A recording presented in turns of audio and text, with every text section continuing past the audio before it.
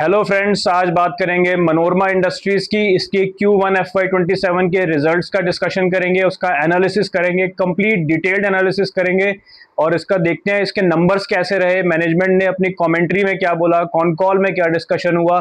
तो सारी complete detail में इसका डिस्कशन करेंगे। तो देखते हैं कि इसके रिजल्ट्स कैसे रहे। ये one of the favourite companies है, एक मेरी बहुत फेवरेट कंपनी है ये, इसमें मेरा इन्वेस्टमेंट भी है।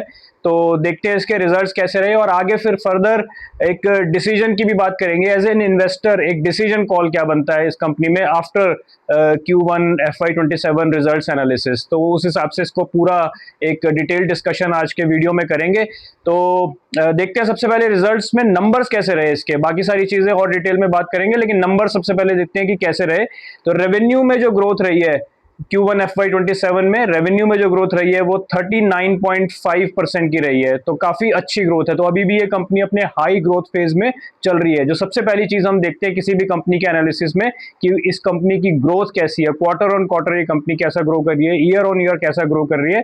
तो ईयर ऑन ईयर अगर इसकी ग्रोथ देखें तो 39.5% की ग्रोथ है। अगर क्वार्टर ऑन क्वार्टर भी देखें तो 3.2% की ग्रोथ है। और इसमें भी 85% वॉल्यूम ग्रोथ है। तो मतलब काफी वॉल्यूम के साथ ये ग्रोथ आ रही है, which is a very good thing for the company. और एबिटा की अगर हम ग्रोथ देखें तो 42.2% की वाई ग्रोथ है। और ये इसका मतलब ये है कि कंपनी को ऑपरेटिंग लेवरेज भी मिल रहा है। 39.5% की रेवेन्यू ग्रोथ और 42.2% की एबिटा ग्रोथ। तो ये वाई ग्रोथ की मैं बात कर रहा हूँ। क्वार्टर ऑन क्वार्टर देखें तो भी 9% की एबिटा ग्रोथ। और एबिटा मार्जिन की अगर हम बात करें तो वो 25.8% से बढ़ के 26.3% हो गया। तो मार्जिन में भी, एबिटा मार्जिन में भी ग्रोथ है। और क्वार्टर ऑन क्वार्टर देखें तो एबिटा मार्जिन में 24.9% से इंक्रीज होके 26.3% एबिटा मार्जिन हो गया क्वार्टर ऑन क्वार्टर। तो क्वार्टर ऑन क्वार्टर भी मार्जिन, एबिटा मार्जिन इंक्रीज हो रहा है, ईयर ऑन ईयर भी इंक्रीज हो रहा है। और पैट की अगर हम ग्रोथ देखें, प्रॉफिट आफ्टर टैक्स, तो 67.6% की ग्रोथ है वाई। तो कितना अच्छा ऑपरेटिंग लेवरेज मिल रहा है। अगर रेवेन्यू से अगर हम स्टार्ट करें तो रेवेन्यू 39.5% की ग्रोथ और पैट में 67.6% की ग्रोथ। तो बहुत अच्छा इसमें कंपनी को ऑपरेटिंग लेवरेज यहाँ पे मिलता हुआ दिख रहा है। और पैट मार्जिन की भी अगर हम बात करें तो वो 16.2% से इंक्रीज होके वाई 19.5% हो गया है। तो पैट मार्जिन में भी इंक्रीज हो रहा है, एबिटा मार्जिन भी इंक्रीज हो रहा है। रेवेन्यू से ज्यादा एबिटा और एबिटा से ज्यादा पैट ग्रो कर रहा है। तो इसका मतलब ऑपरेटिंग लेवरेज भी बहुत अच्छी तरह से इस कंपनी को मिल रहा है। तो हमारी दो तीन चीजें यहाँ पे पूरा रिजल्ट से सेटिस्फाई हो रही हैं। एक हाई ग्रोथ, जो रेवेन्यू में हाई ग्रोथ कंपनी की चल रही है। दूसरा, ऑपरेटिंग लेवरेज कंपनी को बहुत अच्छी तरह से मिल रहा है। और तीसरा, यहाँ पे कंपनी के मार्जिन में भी इंप्रूवमेंट आ रही है। तो ये तीनों चीजें कंपनी पूरी अच्छी तरह से कंपनी इस Q1 FY27 के रिजल्ट में सेटिस्फाई कर रही है। तो ये तो हो गए ब्रॉडली नंबर्स, जो एक हाईलाइट नंबर्स होते हैं। तो वहां पे कोई प्रॉब्लम नहीं है, बहुत अच्छे नंबर्स हैं कंपनी के। इसके अलावा अगर हम देखें तो ग्रॉस प्रॉफिट मार्जिन में क्वार्टर ऑन क्वार्टर थोड़ा सा company, in fact year on year भी अगर हम देखें तो वो थोड़ा सा कमी आई है। Gross profit margin Q1 FY26 में 47.4 थे, जो अभी Q1 FY27 में एक साल बाद 43.6 हो गए हैं। तो उसके लिए मैनेजमेंट ने बोला है कि थोड़ा सा जो जियोपॉलिटिकल इशू जो चल रहा है उसकी वजह से फ्रेट कॉस्ट इंक्रीज हुई है, जिसकी वजह से ग्रॉस प्रॉफिट मार्जिन थोड़ा सा कम हुआ है। तो लेकिन इसके लिए मैनेजमेंट ने अपनी कॉन कॉल में जो क्लैरिफिकेशन दिए हैं कि मैनेजमेंट ने बोला है कि इस तरह के रिस्क, इस तरह के इश्यूज जो है ये कंपनी में आते रहते हैं और मैनेजमेंट उसको बेस्ट पॉसिबल तरह से उसको डील करती है, सॉल्व करने की कोशिश करती है। तो ये चीजें आगे भी हो सकता है कुछ ना कुछ आए, तो मैनेजमेंट इसको मैनेज करेगी। तो जिस तरह से इस केस में मैनेजमेंट ने मैनेज किया, ठीक है, ग्रॉस प्रॉफिट मार्जिन थोड़ा कम हुए, लेकिन एबिटा लेवल पे कंपनी ने फिर भी मैनेज कर लिया। एबिटा मार्जिन स्टिल इंक्रीज हुए, पैट मार्जिन स्टिल इंक्रीज हुए। तो आगे ग्रॉस प्रॉफिट मार्जिन को कंपनी ने इस तरह से मैनेज कर लिया। तो ये मैनेजमेंट ने क्लियरली बोला है कि गोइंग फॉरवर्ड भी हो सकता है कोई भी इशू आ जाए, बिजनेस में रिस्क तो होता ही है। तो इन सब चीजों को मैनेज अच्छे तरह से मैनेज करेगी गोइंग फॉरवर्ड भी। इसके अलावा हम देखें तो वही कॉस्ट ऑफ गुड्स सोल्ड भी, ये भी थोड़ा सा इंक्रीज हुआ है। ये भी अगर हम देखें तो 49.5% से cost of goods sold increase हुआ है। यानी कि जो बेसिकली रॉ मटेरियल का जो कॉस्ट है वो इंक्रीज हुआ है। तो वही अगेन जियोपॉलिटिकल और वो सब इशू रहता है, तो जिसकी वजह से रॉ मटेरियल कॉस्ट, लेकिन वही मैनेजमेंट ने वही बोला है कि इसको दे विल मैनेज, फ्यूचर में भी अगर ऐसा प्रॉब्लम आता है दे विल मैनेज इट। तो ये अच्छी चीज है। मैनेजमेंट ने इस पे जो अपनी कमेंट्री दी है वो एक पॉजिटिव कमेंट्री दी है कि बिजनेस में इस तरह के ऊपर नीचे इस तरह के रिस्क ये आते रहते हैं, बट मैनेजमेंट इसको बेस्ट पॉसिबल तरह से इसको मैनेज करने के लिए कैपेबल है। इस तरह से मैनेजमेंट ने अपनी कॉन कॉल में बोला है, विच इज़ अ गुड थिंग।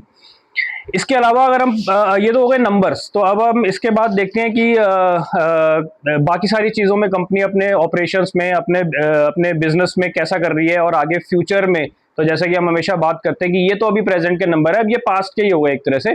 तो लेकिन फ्यूचर में ग्रोथ कैसे आएगी, फ्यूचर में कंपनी क्या करने वाली है, ऐसा कंपनी क्या कर रही है कि हम इसमें स्टिल अभी भी आफ्टर Q1 FY27 रिजल्ट्स भी एज एन इन्वेस्टर हम इसमें बने रहे, ऐसा क्या कर रही है कंपनी, तो उसके बारे में थोड़ी सी बात करते हैं। तो एक तो मैनेजमेंट ने बोला है कि अभी जो कंपनी की टोटल जो कैपेसिटी है, जो फ्रैक्शनेशन कैपेसिटी, जो पूरा इनका प्रोसेस है, उसमें सबसे इंपॉर्टेंट प्रोसेस है फ्रैक्शनेशन का। तो इसमें काफ़ी सारे प्रोसेस है, अगर आपने इसका मेरा डिटेल्ड वीडियो अगर नहीं देखा है तो आप देख सकते हैं, उसमें आपको पूरा मॉडल, पूरा प्रोसेस, बिजनेस मॉडल सब मैंने डिटेल में डिस्कस किया हुआ है, तो आपको पूरा समझ आ जाएगा। बट स्टिल एक शॉर्ट में बता देता हूँ कि इनका सबसे पहले एक्सट्रैक्शन होता है, फिर रिफाइनिंग होती है, फिर फ्रैक्शनेशन होता है, और फिर उसके बाद एक और लास्ट में एक प्रोसेस होता है। उसके बाद ये जाके इनका जो मेन प्रोडक्ट है CBE, कोको बटर इक्विवेलेंट, वो जाके बनता है। तो इसमें सबसे इंपॉर्टेंट प्रोसेस जो है वो फ्रैक्शनेशन का प्रोसेस होता है, तो इसलिए उसकी कैपेसिटी की अलग से कंपनी एक बात करती है। तो अभी जो इनकी फ्रैक्शनेशन कैपेसिटी है वो 47,500 मीट्रिक टन पर एनएम की इनकी फ्रैक्शनेशन कैपेसिटी हो गई है। तो इसमें 7,500 मीट्रिक टन पर एनएम की कंपनी ने पिछले क्वार्टर और इस क्वार्टर में जो डी बॉटल नेकिंग से, यानी कि अपने, अगर डी बॉटल नेकिंग को अगर सिंपल में अगर बोल दें कि अपने प्रोसेस में इम्प्रूवमेंट करके इन्होंने जो अपनी कैपेसिटी को और बढ़ाया है, वो 7,500 मीट्रिक टन पर एनम पिछले क्वार्टर में कंपनी ने इसको इंक्रीज किया, जो अब बढ़ के 47,500 मीट्रिक टन हो गई है। इसके बाद आगे कंपनी अभी डीबॉटलनेकिंग और कर रही है। कंपनी के दो फ्रैक्शनेशन प्लांट है, तो अभी एक में किया है, दूसरे में भी और कर रही है, जिसमें कंपनी में बोला है कि 4,500 मीट्रिक टन पर एनम की जो कैपेसिटी है वो डीबॉटलनेकिंग से ये और इम्प्रूव करेंगे और कैपेसिटी को बढ़ा देंगे। तो इन जो इनका सेकंड वाला प्लांट है, फ्रैक्शनेशन प्लांट है, तो वो ये कंपनी कह रही है कि बाय Q3 FY27 यानी कि इसी साल के थर्ड क्वार्टर तक ये वो बढ़ा देंगे। तो उसके बाद इनकी जो टोटल फ्रैक्शनेशन कैपेसिटी हो जाएगी वो 52,000 मीट्रिक टन पर एनएम की हो जाएगी। तो ये गोइंग फॉरवर्ड यहाँ से कंपनी की थोड़ी सी यहाँ से ग्रोथ आएगी। इसके अलावा कंपनी का एक जो कंपनी ने अनाउंस, जो कंपनी का केपेक्स अनाउंस किया हुआ है 460 करोड़ का केपेक्स, जिसमें 460 करोड़ कंपनी खर्च कर रही है। तो उसमें काफ़ी सारी अपनी कैपेसिटीज़ ये इंक्रीज़ कर रही है, जिसमें एक cocoa butter CBA cocoa butter, मैं जस्ट एक वर्ड भूल गया, जो हमारा जो इनका एग्जिस्टिंग प्रोडक्ट है वो कोको बटर इक्विवेलेंट, और एक CBA इनका प्रोडक्ट है, मैं उसका नाम भूल गया, तो वो मेरे को अभी याद नहीं आ रहा, मैं बता दूंगा। CBA कहते हैं उसको। वो एक कंपनी का एक हाई मार्जिन प्रोडक्ट कंपनी बना रही है, जो कि आएगा आई थिंक FY28 के मिड में या एंड के आसपास आएगा। तो उस पर कंपनी केपेक्स कर रही है। और दूसरा, कंपनी जो फ्रैक्शनेशन कैपेसिटी है वो फर्दर एनहेंस कर रही है, फर्दर बढ़ा रही है। और इसके अलावा जो कंपनी अपनी एक रिफाइनिंग कैपेसिटी है वो बढ़ा रही है। तो इन सब का टोटल केपेक्स कंपनी 460 करोड़ का कंपनी करने जा रही है। तो इसमें कुछ कंपनी ने मतलब सारा अभी इसी साल स्पेंड नहीं होगा, 225 से लेकर 250 करोड़ तक कंपनी इस साल खर्च करेगी, और बाकी का नेक्स्ट ईयर FY28 में खर्च करेगी।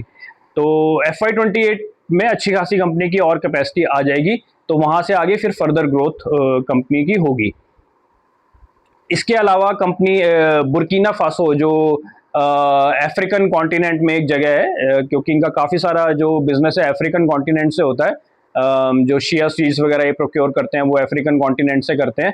तो बुर्किना फासो में जो इनकी एक फैसिलिटी है, वहाँ मतलब वहाँ पे ये दो तरह के प्रोसेस करने का इनका प्लान है। एक्सट्रैक्शन एंड एक्सपेलिंग करके दो प्रोसेस होते हैं। जैसे कि सबसे पहला जो प्रोसेस होता है, जो सीड्स, जब इनके पास सीड्स आ जाते हैं उसकी क्लीनिंग हो जाती है, तो उसके बाद सीड्स का जो सबसे पहला प्रोसेस होता है वो एक्सट्रैक्शन का प्रोसेस होता है, जिसमें ऑयल और कुछ एक बाय प्रोडक्ट्स अलग हो जाते हैं। तो वो प्रोसेस बुर्किना फासो में ये लोग करेंगे। तो वो उसकी कैपेसिटी भी कंपनी लगा रही है। तो वहाँ से कंपनी को एफिशिएंसी मिलेगी। तो अभी क्या गया है कि ये वहाँ से अफ्रीकन कॉन्टिनेंट से शिया सीड्स खरीदते हैं, फिर उसको शिप करते हैं, इंडिया लेके आते हैं और फिर इंडिया में वो प्रोसेस करते हैं। तो या इसको क्या है कि अब ये शिया सीड्स तो अफ्रीकन कॉन्टिनेंट से ही खरीदते हैं और तो वहीं पे ही इसको फर्स्ट प्रोसेस को वहीं पे ही कर देंगे। तो मतलब उसके बाद जो प्रोसेस होके जो एक्चुअल जो माल बचेगा, जो वेस्टेज है वो निकल जाएगी, जो एक्चुअल माल बचेगा उसको फिर शिप करके इंडिया लेके आएंगे। तो इससे इनकी एफिशिएंसी बढ़ जाएगी, तो इससे इनका थोड़ा मार्जिन बढ़ जाएगा, एफिशिएंसी बढ़ जाएगी, तो कंपनी के लिए बेटर है। इसके अलावा अगर हम देखें तो फ्रैक्शनेशन कैपेसिटी की बात तो मैंने कर ही ली है। कंपनी ने एक बोला है कि जो इनके डी ऑयल्ड केक्स है, जैसे मैंने बताया कि एक्सट्रैक्शन के बाद ऑयल अलग हो जाता है और फिर वो केक जो रह जाता है, जो बाय प्रोडक्ट एक तरह से वेस्ट मटेरियल रह जाता है, वो अलग हो जाता है। तो वो केक्स को भी अब ये सेल करेंगे। तो इस तरह से जो वेस्ट जो प्रोडक्ट है वो उसको भी थोड़ा सा मोनेटाइज करने का कंपनी प्लान कर रही है। और इसके अलावा जो फ्रैक्शनेशन के बाद भी इनके दो प्रोडक्ट निकलते हैं, एक स्टेयरिन, एक ओलिन।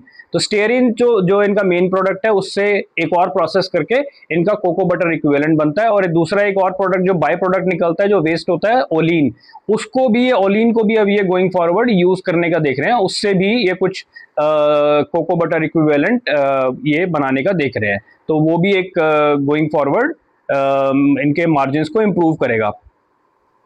इसके अलावा एसेट टर्न अगर हम देखें तो कंपनी का FY24 के बाद कंटिन्यूस एसेट टर्न जो है इनका बढ़ता जा रहा है, यानी कि एक ही एसेट्स को मिल्क करके उसको, मतलब milking is an English term, तो उसको उसकी मिल्किंग करके कितना कंपनी रेवेन्यू बना रही है, मतलब एसेट सेम एसेट्स को कितनी बार टर्न करके कंपनी रेवेन्यू जनरेट कर रही है, basically this is the asset turn. तो एसेट टर्न अगर हम देखें तो FY24 से इनका लगातार इंक्रीज हो रहा है। FY24 में 4x था, 4 टाइम्स, FY25 में 5.1x और FY26 में इनका 7.4x एसेट टर्न हो गया है। तो 7.4x is a very good asset turn. तो कंपनी ने इनफैक्ट अपना गाइडेंस में दिया था, मुझे याद है कि क्योंकि इस कंपनी को हम हर क्वार्टर बाय क्वार्टर ट्रैक करते हैं, तो कंपनी ने किसी एक क्वार्टर में गाइडेंस में बताया था कि 6x एसेट टर्न का इनका टारगेट है, उसको ब्रीच कर दिया है, मतलब उसको और बेटर कर दिया, 7.4x तक ये ले गए हैं। तो आगे फर्दर कॉल में पूछा था कि ये वन टाइम है या ये मेंटेन रहेगा या यहाँ से और इम्प्रूव होगा, तो मैनेजमेंट ने बोला है कि ये 7% के आसपास, 7x के आसपास ये इसको ये मेंटेन करेंगे। तो 7.4x जो अभी चल रहा है इसके आसपास ही ये मेंटेन करेंगे। तो ये अच्छा है, ये अपनी इन्होंने गाइडेंस को भी बीट किया है। इसके अलावा अगर हम देखें तो कंपनी की going forward in the future जो है, जैसे मैंने बताया था कि फर्दर फ्रैक्शनेशन कैपेसिटी आने वाली है। एक तो डी बॉटल नेकिंग से ये अपनी कैपेसिटी को इंक्रीज करेंगे, अभी 47,500 मीट्रिक टन पर एनम से इंक्रीज करके 52,000 तक ले जाएंगे बाय Q3 FY27, और बाय Q3 FY28 तक ये 75,000 टन्स पर एनम की फ्रैक्शनेशन कैपेसिटी पे ये काम कर रहे हैं, वहाँ पे केपेक्स कर रहे हैं। और इसके अलावा जो CBA इनका प्रोडक्ट है वो भी, उस पर भी ये काम कर रहे हैं, वो भी आई थिंक FY28 के एंड तक वो भी वहाँ पे भी कमर्शलाइजेशन का ये देख रहे हैं। बुर्किना फासो में जो फैसिलिटी है वहाँ पे भी ये FY28 में उसकी भी जो वहाँ पे एक्सट्रैक्शन का प्रोसेस करने वाले हैं, तो वो भी फैसिलिटी शुरू हो जाएगी। इसके अलावा रिफाइनिंग की कैपेसिटी पे भी ये केपेक्स कर रहे हैं। जो रिफाइनिंग की कैपेसिटी है वो 90,000 टन्स पर एनम की कैपेसिटी ये काम कर रहे हैं, उस पर केपेक्स कर रहे हैं, वो भी आएगी। तो इसमें अगर हम देखें ओवरऑल जो फ्रैक्शनेशन एंड रिफाइनिंग की जो कैपेसिटी है वो इंडिया में आएगी, और एक्सट्रैक्शन और एक्सपेलिंग की जो कैपेसिटी है वो बुर्किना फासो यानी कि अफ्रीकन कॉन्टिनेंट में आएगी। इसके अलावा कंपनी ने बोला है कि इनके पास बहुत सारे, अब जैसे इनका जो मेन प्रोडक्ट है CB, कोको बटर इक्विवेलेंट, वो तो एक ब्रॉड टर्म है, वो एक अम्ब्रेला टर्म है, उसके अंडर इनके पास बहुत सारे मार्केटेबल प्रोडक्ट्स हैं, तो जिसमें थोड़ा थोड़ा वेरिएशन करते हैं और एक वैल्यू एडेड प्रोडक्ट बनाते हैं। तो उसमें कंपनी ने बोला है कि इस तरह के जो वैल्यू एडेड आगे, मतलब गोइंग फॉरवर्ड ये अपने जो प्रोडक्ट मिक्स है उसको ये बेटर मैनेज करेंगे और इम्प्रूव करेंगे, तो जिससे इनका मार्जिन और बेटर हो सकता है। और फर्दर वैल्यू एडेड प्रोडक्ट्स को ये, और नए वैल्यू एडेड प्रोडक्ट्स को ये इंट्रोड्यूस कर रहे हैं, जिसपे ये R&D कर रहे हैं, तो वो भी इंट्रोड्यूस करेंगे, तो उससे इनका वैल्यू एडेड प्रोडक्ट्स का जो कंट्रीब्यूशन है ओवरऑल रेवेन्यू में वो इंक्रीज होता जाएगा, तो वहां से इनके मार्जिन और बेटर होने की पॉसिबिलिटी है। तो अभी अगर हम देखें तो कंपनी, जैसे हमने पिछले क्वार्टर में भी डिस्कस किया था, कंपनी अभी एक्सपेंशन मोड में है, पूरा कंपनी अभी एक्सपैंड कर रही है और ग्लोबली अब ये कंपनी ग्लोबल कंपनी बनने को देख रही है। तो अभी अभी जो इनकी प्रेजेंस है 39 कंट्रीज में हो गई है। तो पिछले क्वार्टर में हमने देखा था कि कंपनी के जो मार्जिन्स थे, एबिटा मार्जिन्स थे, वो थोड़े से खराब हुए थे। वो खराब इसलिए हुए थे क्योंकि कंपनी ने अपनी सब्सिडरीज खोली थी। तो अभी इनकी टोटल 10 सब्सिडरीज कंपनी की हो चुकी हैं, जिसमें 8 सब्सिडरीज तो अफ्रीका में खोली है इन्होंने, डिफरेंट डिफरेंट कंट्रीज में, for the procurement of chia seeds और दूसरे थोड़े बहुत काम करने के लिए। और एक इन्होंने खोली है ब्राजील में सब्सिडरी, जो पूरे लैटम को मैनेज करेगी, और एक इन्होंने खोली है यूएई में सब्सिडरी, जो पूरे मिडिल ईस्ट को मैनेज करेगी। तो टोटल 10 सब्सिडरीज इन्होंने खोली हैं। तो इन सब्सिडरीज की वजह से इनका पिछले क्वार्टर में हमने देखा था कि मार्जिन में फर्क पड़ा था। क्यों? क्योंकि सब्सिडरीज खोली तो इन्हें एम्प्लॉयज हायर करने पड़े, ऑफिस का खर्चा करना पड़ा। तो खर्चा तो पहले हो जाता है, लेकिन रेवेन्यू वहां से बाद में आता है। जो प्रॉफिट आना है या जो रेवेन्यू आना है, जो वहां से बेनिफिट होना है, वो तो बाद में होगा। तो खर्चा पहले हो जाता है, इसलिए इनके एबिटा मार्जिन पिछली बार थोड़े से हिट हुए थे। लेकिन उसमें कोई प्रॉब्लम नहीं थी। कंपनी ने पिछले क्वार्टर में भी बता दिया था अपने कॉन कॉल में कि ये हमने जो नई सब्सिडीज बनाई हैं, उस पे जो हमने अप फ्रंट खर्चा किया है, जो हमने एम्प्लॉय हायर किए, जो हमने ऑफिस का खर्चा किया, बिजली पानी का सब खर्चा हुआ, तो ये अप फ्रंट जो खर्चा है उसकी वजह से एबिटा मार्जिन में थोड़ा सा इम्पैक्ट आया है। लेकिन ये फ्यूचर गोइंग फॉरवर्ड आगे के क्वार्टर्स में ये ठीक हो जाएगा। तो वही हुआ, जैसे अब इस क्वार्टर में कंपनी के एबिटा मार्जिन वापस से सुधर गए। तो ये एक ही क्वार्टर में इनका जो सारे एबिटा मार्जिन वगैरह सुधर गए, विच इज़ वेरी गुड। तो कंपनी इससे कंपनी की जो मैनेजमेंट की जो मैनेजमेंट स्ट्रेंथ है वो पता चलती है। और इसके अलावा हम देखें तो हाँ, कॉन कॉल में ये भी पूछा गया कि अब जैसे आप इतना केपेक्स कर रहे हो, तो जब केपेक्स कर रहे हो तो आपकी कैपेसिटी बढ़ रही है। तो कैपेसिटी बढ़ रही है तो यानी कि आप ज़्यादा माल बेचोगे, ज़्यादा माल बनाओगे, ज़्यादा माल बेचोगे, which is a good thing. लेकिन वर्किंग कैपिटल के लिए, वर्किंग कैपिटल का क्या मतलब हुआ, यानी कि कंपनी को और ज़्यादा रॉ मटेरियल खरीदना पड़ेगा, और ज़्यादा फिनिश गुड को एज ए इन्वेंट्री रखना पड़ेगा, रॉ मटेरियल की और ज़्यादा इन्वेंट्री रखनी पड़ेगी। और जो इनका जिनको ये सामान बेचेंगे उनको भी थोड़ा सा क्रेडिट देना पड़ेगा, यानी कि जो इनके रिसीवेबल्स होंगे वो भी बढ़ेंगे। तो एक तरह से जो वर्किंग कैपिटल है उसकी रिक्वायरमेंट बढ़ जाएगी। तो इनको पूछा गया मैनेजमेंट कॉन कॉल में कि फिर ये वर्किंग कैपिटल रिक्वायरमेंट का कैसे अरेंज करेंगे। तो वो फर्दर से मतलब क्या ये अपनी इक्विटी को डाइल्यूट करेंगे, क्यूआईपी करेंगे। तो उसमें मैनेजमेंट ने क्लैरिफिकेशन दिया है कि अभी हाल फिलहाल में इन्होंने क्यूआईपी किया है 500 करोड़ का। तो एक तो वो पैसा इनके पास है, तो मैनेजमेंट ने बोल दिया कि हमने अभी क्यूआईपी किया है, तो अब हम इतनी जल्दी अभी हम दोबारा तो क्यूआईपी नहीं करेंगे। तो विच इज गुड थिंग। तो अपनी इक्विटी बेसिकली जो अपनी शेयर्स को और डाइल्यूट नहीं करेंगे, अपनी इक्विटी को और डाइल्यूट नहीं करेंगे। तो इससे इनके ईपीएस पे अब और फर्क नहीं पड़ेगा। तो अभी जो इन्होंने क्यूआईपी किया है वो 1470 रुपीज पर शेयर पे किया था। अब वहां से तो शेयर प्राइस और बढ़ गया क्योंकि परफॉर्मेंस अच्छी रही है, कंपनी के रिजल्ट्स अच्छे आए हैं, जो मैनेजमेंट ने गाइडेंस दिया था उसको मीट किया है, कई जगह बीट भी किया है। तो शेयर की तो रीरेटिंग ऑलरेडी हुई है, थोड़ी और शायद हो सकती है गोइंग फॉरवर्ड।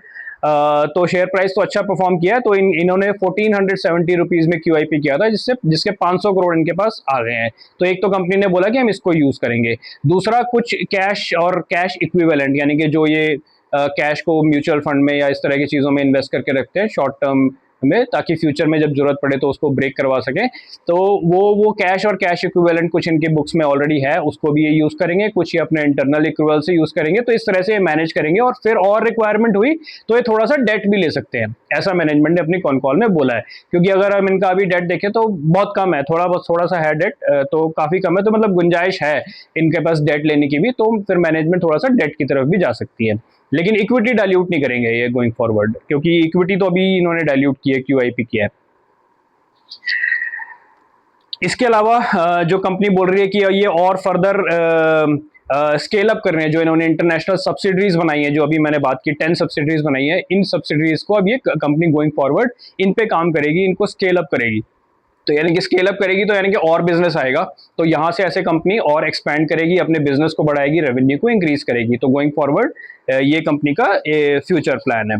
तो बेसिकली अगर हम देखें तो फ्यूचर प्लान में कंपनी ने अपनी कैपेसिटी एडिशन का बता दिया कि कैपेसिटी कहाँ का इंक्रीज करेगी, फ्रैक्शनेशन में करेगी, रिफाइनिंग में करेगी, एक्सट्रैक्शन में करेगी, एफिशिएंसी का बता दिया, बुर्किना फासो में एक्सट्रैक्शन की फैसिलिटी लगाएगी तो वहाँ से एफिशिएंसी आएगी। और कंपनी बिजनेस एक्सपेंशन करेगी, यानी कि और ज़्यादा ये कंपनी ग्लोबली एक्सपैंड करेगी, अपनी जो सब्सिडीज बनाई हैं उन कंपनीज उन पे और उनको स्केल अप करेगी, तो उससे और बिजनेस आएगा। तो ये गोइंग फॉरवर्ड का फ्यूचर गाइडेंस कंपनी ने दिया है कि कैसे आने वाले क्वार्टर्स में आगे फर्दर कंपनी ग्रो करेगी। इसके अलावा जो इनकी ब्राज़ील में एक इनकी जो एक एंटिटी है डेकेल करके, तो वहाँ पे कंपनी ने बताया कि वहाँ मतलब वहाँ पे पूरा प्रोसेस तो नहीं है, वहाँ पे एक आई थिंक कुछ आई थिंक रेवेन्यू शेयरिंग का कुछ मॉडल है, और कुछ या तो वेयर हाउस है या फिर छोटा मोटा सा कोई प्रोसेस वहाँ पे करेंगे। मतलब वहाँ पे मेजरली जो प्रोसेस होके सामान जाएगा वो इंडिया से ही जाएगा, वहाँ पे जाके फिर ये जो डेकेल के साथ मिलके कुछ सेलिंग वेलिंग करेंगे। तो वहाँ पे इन्होंने बताया है कि फर्स्ट कमर्शियल प्रोडक्शन इन्होंने वहाँ पे स्टार्ट कर दिया है, तो उसका एक सैंपल इन्होंने जनरेट कर लिया है, तो वो सैंपल इन्होंने आगे फर्दर भेजे हैं। तो लेट्स सी, मतलब आगे आने वाले क्वार्टर्स में इसको ये फर्दर स्केल अप करने की कोशिश करेंगे। तो अभी तो एक सैम्पलिंग सॉर्ट ऑफ हुई है, लेकिन एक तरह से कमर्शियल एक बैच इन्होंने तैयार कर लिया है। तो गोइंग फॉरवर्ड ऑब्वियसली जब कमर्शियल बैच तैयार कर लिया है, सैम्पलिंग हो गई है, टेस्टिंग वगैरह हो गई है, तो गोइंग फॉरवर्ड आने वाले क्वार्टर्स में, नेक्स्ट क्वार्टर से, तो क्वार्टर ऑन क्वार्टर कंपनी ने बोला है कि अब यहाँ पे ग्रेजुअली हम अपना यहाँ पे प्रोडक्शन इंक्रीज करेंगे, तो वो भी एक अच्छी चीज़ है। इसके अलावा बुर्किना फासो का एक्सपेंशन तो हो ही रहा है, जैसे कंपनी ने बताया कि वहाँ पे 10 हेक्टेयर लैंड कंपनी ने एक्वायर कर लिया ऑलरेडी, तो वहाँ पे ये कर रहे हैं काम बुर्किना फासो पे। इसके अलावा अगर मैं देखूं तो और कॉन कॉल में पढ़ लेता हूं कि कंपनी ने क्या बोला है, जो मैंने नोट किए पॉइंट्स। कैपेसिटी एडिशन की हमने बात कर ली, R&D की हमने बात कर ली। कंपनी ने बोला है कि काफ़ी सारे प्रोडक्ट्स इनके वैल्यू एडेड प्रोडक्ट्स पाइपलाइन में है, जो इनकी R&D की पाइपलाइन में है, तो वहाँ से ये अपना न्यू प्रोडक्ट्स को इंट्रोड्यूस करेंगे, अपने प्रोडक्ट के मिक्स को बेटर करेंगे। और एक्सपोर्ट और डोमेस्टिक में भी अगर हम देखें तो अभी 60% एक्सपोर्ट है रफली, और 40% इनका डोमेस्टिक है। लैटम में जैसे मैंने बताया कि सैंपल्स जो हैं that has been sent, samples भेज दिए गए हैं कस्टमर्स को, तो वहाँ पे वो चीज़ चल रही है। आगे फर्दर क्वार्टर ऑन क्वार्टर वो ग्रेजुअली उसको रैंप अप करेंगे। तो जैसे Brazil is a part of Latin American countries, तो वहाँ पे ये हो रहा है। और एक शैड में, जो अफ्रीकन कॉन्टिनेंट में एक कंट्री है शैड, वहाँ पे इन्होंने एक सब्सिडरी बनाई है for sourcing of the shea nuts, क्योंकि शिया नट्स तो ये अफ्रीकन कॉन्टिनेंट से ही प्रोक्योर करते हैं, तो वहाँ पे भी इन्होंने एक सब्सिडरी बना के प्रोक्योरमेंट के लिए एक सब्सिडरी बनाई है। और कैपेसिटी यूटिलाइजेशन की बात की, ये मैनेजमेंट की कॉन कॉल में डिस्कशन हुआ, किसी ने पूछा था क्वेश्चन कि कैपेसिटी यूटिलाइजेशन पे मैनेजमेंट का क्या है।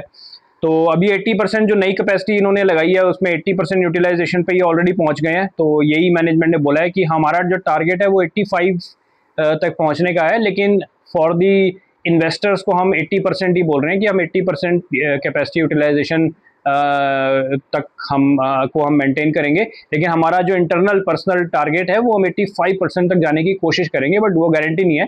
तो इन्वेस्टर कम्युनिटी को वो 80% का ही टारगेट दे रहे हैं।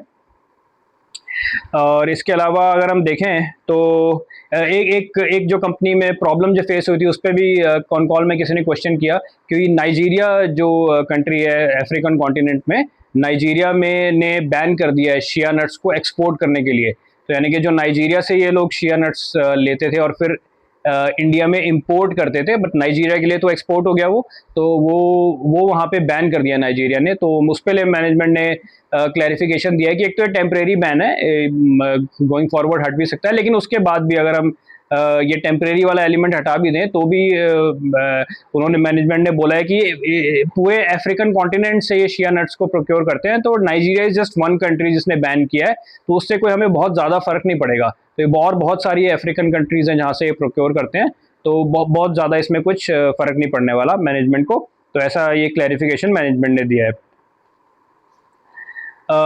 इसके अलावा एम्प्लॉय कॉस्ट जो पिछले क्वार्टर में इंक्रीज हुई थी Q4 FY27 में, जब इन्होंने सब्सिडरीज लगाई थी तो एम्प्लॉयज ऑफ कोर्स हायर किए थे, एम्प्लॉय कॉस्ट बढ़ गई थी। तो 23.8 करोड़ की एम्प्लॉय कॉस्ट थी इन द Q4 FY26, तो वहाँ पे मैनेजमेंट ने तब भी पिछले कॉन कॉल में भी बोला था कि इसमें काफ़ी सारा वन टाइम इंसेंटिव और ये सब है जो वन टाइम ही है, तो उस पर ये गोइंग फॉरवर्ड आगे आने वाले क्वार्टर्स में ये हमारी एम्प्लॉय कॉस्ट फिर से कम आ जाएगी। ये वन टाइम है, तो वो भी एक तरह से मैनेजमेंट ने सही बोला था। और अगर हम इस क्वार्टर में देखें मैनेजमेंट के वर्ड्स के हिसाब से इस क्वार्टर को अगर हम देखें तो एम्प्लॉय कॉस्ट कम होके 23.8 से कम होके अभी 18.8 करोड़ आ गई है। और आने वाले क्वार्टर्स में भी मैनेजमेंट ने बोला है कि जो हमारी लॉन्ग टर्म जो पर क्वार्टर एम्प्लॉय कॉस्ट है वो 14 से 15 करोड़ रहेगी। तो यानी कि 23.8 करोड़ से कम होकर 18.8 करोड़ तो एक ही क्वार्टर में आ गया है, तो आगे आने वाले क्वार्टर में ये और कम हो जाएगी। तो अभी 18.8 करोड़ से भी फर्दर तकरीबन 4 से 5 करोड़ कम होने की और गुंजाइश है। तो दिस इज ऑल्सो गुड, ये भी एक मार्जिन एक्रेटिव चीज़ है, यहाँ से मार्जिन और बढ़ेगा जैसे एम्प्लॉय कॉस्ट कम होगी। इसके अलावा अदर एक्सपेंसेस में कंपनी ने बोला है कि ये थोड़ा सा इंक्रीज हुए हैं। वही मैनेजमेंट ने बोला है कि कंटेनर कॉस्ट और फ्रेट कॉस्ट इंक्रीज होने की वजह से अदर कॉस्ट जो है वो इंक्रीज हुई है, वही जियोपॉलिटिकल इशू। तो दैट इज कंपनी वो तो चलता रहेगा, मैनेजमेंट ने बोला कि हम उसको मैनेज करेंगे। और जैसा मैंने पहले भी बताया था कि 250 करोड़ जो ये टोटल 400 समथिंग करोड़ जो ये केपेक्स कर रहे थे, मैंने यहाँ जो नोट किया था, टोटल केपेक्स 460 करोड़ का जो ये करने वाले थे उसमें से 250 करोड़ का केपेक्स ये इसी साल करने वाले हैं FY27 में, और बाकी जो है वो FY28 में करेंगे। तो बस आई थिंक यही है। तो कंपनी ने सब कुछ इसमें बता दिया। तो इस क्वार्टर के, तो अब एक बार इसको क्विकली सम अप कर देता हूँ। तो इस क्वार्टर के नंबर ज़बरदस्त हैं। रेवेन्यू में हाई ग्रोथ है, कंपनी को ऑपरेटिंग लेवरेज मिला है, पैट की ग्रोथ, एबिटा की ग्रोथ रेवेन्यू की ग्रोथ से ज़्यादा रही है, ऑपरेटिंग लेवरेज मिला है। क्वार्टर ऑन क्वार्टर भी कंपनी के मार्जिन इंप्रूव हुए हैं, EBITDA margin, PAT margin year on year भी इंप्रूव हुए हैं। तो ये अच्छी चीज़ है, नंबर कंपनी के बहुत अच्छे हैं, ठीक है। और ये मार्केट में हमें शेयर प्राइस में भी की परफॉर्मेंस में भी हमें दिखा है कि मार्केट ने बिल्कुल रिजल्ट्स को पॉजिटिवली लिया है, हाथों हाथ लिया है और शेयर प्राइस को इंक्रीज भी कर दिया है।